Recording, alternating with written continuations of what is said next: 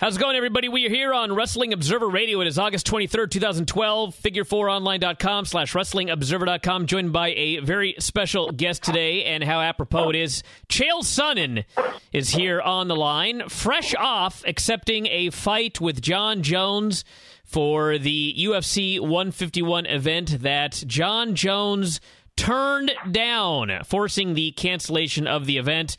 And Chael, how you doing today? I'm doing wonderful. How are you, buddy? I'm doing pretty well. Take us through the situation yesterday when you got the call to step in for Dan Henderson, and what happened. Well, I was out doing what I do, and I received a phone call from Uncle Dana, and he said, it was pretty quick. He said, "What are you doing next Saturday?" He said, "How would you like to fight?" And I said, "Who?" And he said, "Jon Jones." And I said, "Put me in, coach." And at that point, the call was made to Jones, and Jones turned it down. And what was your response when you got that news back from Dana? Well, I simply responded by saying, "Okay, I'm being given news. I'm just a reactor. There's nothing I can do." I've never seen this happen. I've never seen a gentleman. I've never seen a champion turn down a fight. I've never seen a guy that's in shape and healthy turn down a fight. I've never seen a main event turn down a fight. So there was all these things coupled into one, right? We got a healthy champion who's a main event, all three in one that turned it down. It was more of a kind of like a head-scratching moment than anything. Now, Greg Jackson, in responding to Dana today, who called him a fucking sport killer, I believe, said that it would be very foolish for Jon Jones to take this fight on 3 days' notice, because he said the last week, the main training session ends in 3 days, and then, of course, you've got the last week before the fight. And what is your response to Greg Jackson claiming that Jon Jones should not take this fight on 3 days' notice? Well, there's kind of a hierarchy in our sport, and I'm an old school guy, and I really believe in it, and I believe coaches are above athletes. And whether Coach Jackson is my coach or he's somebody else's coach, he's still a coach, and I'm still a fighter, and that puts him above me. So I don't get in any kind of media or any kind of spats. I think coaches need to be respected, and I'll leave it at that. You, a couple of days ago, made the statement that you did not believe that Jon Jones was ever going to fight you. And I'm not sure if you got the offer to fight on UFC 152 or if they just made the offer for UFC 151. Do you believe, after what went down, regardless of the 3 days, 8 days, whatever, that Jon Jones will ever be willing to fight you? Well, Jon Jones just lost his protective status. 3 days ago, he was in a spot where he was a little bit more of a shot caller. Now, he's far underneath the executives, and he's far, of course, underneath Dana White. But he still had a position, at least amongst athletes, where he could put in requests that would be listened to a little better than some. He's lost that status. So Jon Jones' ability to duck me and stay away from me is gone. The other day he made that statement, and then he threw out 3 names that he wanted to see me fight because he thought they could derail me. I had to go through the same thing with Anderson, where he's like, "Man, somebody please stop this guy before he gets to me." And that's our sport. I get it. And John's a good, solid, talented guy. But that's really all I can say for it. I'll fight my way to Jones. I don't care. It doesn't make a difference to me. Either way, smacking Jones around or smacking something, what's the difference? Why do you personally feel that he decided not to take this fight? Was it a 3-day deal, or was it an issue where he just figured Jon Jones is, he was training for a wrestler, and granted, you're a different style of wrestler than Dan Henderson, but you would think that you've been training for a guy with a somewhat similar style for a long time. You should just accept this fight. Do you think it was an issue of he's heard what you've had to say and he is unwilling to take a fight with you, or do you feel it was a deal where he did not feel that he was physically prepared for you? Well, you're essentially asking me to try to think like Jon Jones, and if I was successful and I thought like Jon Jones, I would be a much stupider person. I am a genius. I am a published author on the New York Times best-selling list. The last thing I want to do is try to think like John Jones does. But, I mean, look, he can do whatever he wants. It just doesn't affect me. You know, I'm not a bully. He obviously is. Bullies pick and choose their opponents, and non-bullies don't. A lot of guys like to walk around like tough guys and say they'll fight anybody at any time, but I really will. I will fight any one of those guys at any time. And if I'm not prepared, if I haven't done my due diligence, then I'll walk out there and take a beating.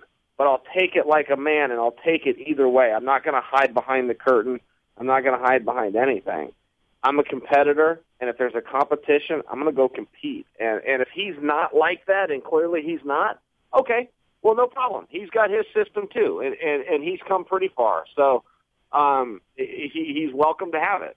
But it's just not the path that I've chosen. We've got Dave Meltzer here on the line. Dave, go ahead. I didn't hear if this has been asked, but can you kind of describe like the last, whether it's 24, 36 hours of your life and how it kind of all went down? Yeah, absolutely. Now, Dave, did you really think, I mean, that's obviously the most obvious question. Did you really think your partner in crime there would have covered that? Probably. I mean, I heard you say, I don't know if this has been discussed. Like, what do you think we were doing? Like, discussing our favorite Rihanna song, or like playback? What do you think we've been doing on the line? I'm just out of curiosity, of course, Dave. I respect you. I'm just wondering what it was you thought we were talking about, like what we had for lunch or something. All right, let me rewind. I got a call last night right around dinner time, and I referenced that because I was hungry and planning on what I was going to have for dinner. And it was Uncle Dana, and he just simply said, "What are you doing next Saturday?" And he said, "Do you want to fight?" And I just remember thinking for a second, like, what you need me and Forrest next Saturday? Like, why would you need us? And so I just said, "Who?" And he said Jones, and I said, "Yeah, I'm in." You know, and then we kind of got a little bit into, hey, you know, what happened? Is Dan okay? That was my biggest concern, and still is Dan okay? You know, so we covered that. It was a really quick call. He was in his plane in Los Angeles, and he was flying back to Las Vegas. So he didn't have time to talk. He just needed an answer, and I said, "I'm in." And then this was like this morning when he said, you know, that the whole thing had blown apart?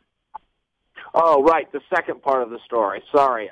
Yes. So he called this morning about 6 o'clock. I was still in bed. I was watching the news, the East Coast feed, and my phone goes up about 6 o'clock, maybe a little bit after, and I grabbed it, and it was Dana, and he said, "Look, man, he's not taking the fight. The fight's off." And that really surprised me more than anything. Really, like, geez, am I hearing you right? Who's not? John Jones isn't taking the fight? Like, I didn't know that was an option to not take a fight. I've just never heard of it. I've never heard of a champion. I've never heard of a main event. I've never heard of a guy who's healthy and coming through training camp doing that. And this guy was all three of those in one. You know, he's a healthy champion main event, and he pulled out. So it caught me a little off guard, but that was it. I didn't take up a lot of Dana's time. He said his piece, and that was it. Now, one quick thing here: when you were preparing to face Anderson Silva for the second time, and the fight was attempting to be put together, and Dana's talked about how when he flew down to Brazil to announce that fight, when he flew down there at that time, that fight had not been made. So Anderson was a champion who, at least at some point, had refused to fight you as champion, and of course, in the end, he did. And we've got a situation here. Were you kind of thinking, you know, up until the whole thing went down, that okay, in the end, Jones is going to take this fight, and then, of course, in the end, he didn't? No, I really didn't. You know, when Dana called and said he's not going to do it, I assumed that was pretty definitive. And Dana had called me pretty early. He and I are on the same time schedule, but New Mexico, where John's at, is ahead of us. So I knew that he'd been up and working and probably had slept last night. And I knew when he called that he had the answer. He wasn't calling to share news. He was calling to to report it, to tell me how things were going to be. So, no, I knew the fight was off. I was worried about the card, though. I thought, God, how are they going to salvage this card? There's a lot of guys on it. There's a whole industry at play here, all the way down to guys like you who are reporting on these fights. So there's a whole industry that's going to take a whack because one bratty, entitled kid didn't want to follow through. All right, Dave, we got to let Chael go here, but go ahead. One last quick question. Okay, I mean, did again from their standpoint, I know that you can't really think like they do, but I mean like with his advisors and everything. I mean, one of the things with John is that John's not really as popular as in some as perhaps he should be. And if you look at like the big picture, I mean, I think that they could go and look, well, maybe, a week isn't enough time to train for a new opponent. But if you look at the big picture, it's like he's a guy who's trying to market himself as, the face of the company and Nike and all this. And he's already, again, he's not as popular as he should be given his record. And now he's in a position where if you look at the big picture, then you're going to help his popularity and it's going to kind of give him a stigma. And I'm just wondering if they were thinking that through. Yeah, but I mean, look, let's start from the beginning. First off, screw Nike and screw the swoosh. All right, those guys are out here in Oregon with me. They didn't pay John Jones any money, and their stock is plummeting. So let's not hang any weight on those fools. And secondly, look, he can do whatever he wants. I mean, yeah, I hear what you're saying from a PR standpoint. Was it a good move? And no, it wasn't. But there's no ill will towards that. He's got his career and his advisors, and he can do it his way. I mean, the guy's a fantastic talent. I sit back and watch him. I've never touched him. I've never put hands on him. But I look at him, I go, man, you're the best fighter out there. And I always hear these arguments for, pound for pound. I'm going, where's the argument? It's got to be this Jones guy. Now, I could beat him, but he could beat me too. And if he wants to put the scale in his favor, this was his chance. Okay, there is no 8 days. It's 0 days for me because Greg Jackson's right. The last week, all you're going to do is media tours and try to find a way to get your weight down for the scale. That's all you're going to do. So I have 0 days notice to take him on. The next time we match up, I'm going to have a 90-day contract, just like he will. And, this was his shot as far as, getting past me is concerned. This was his opportunity.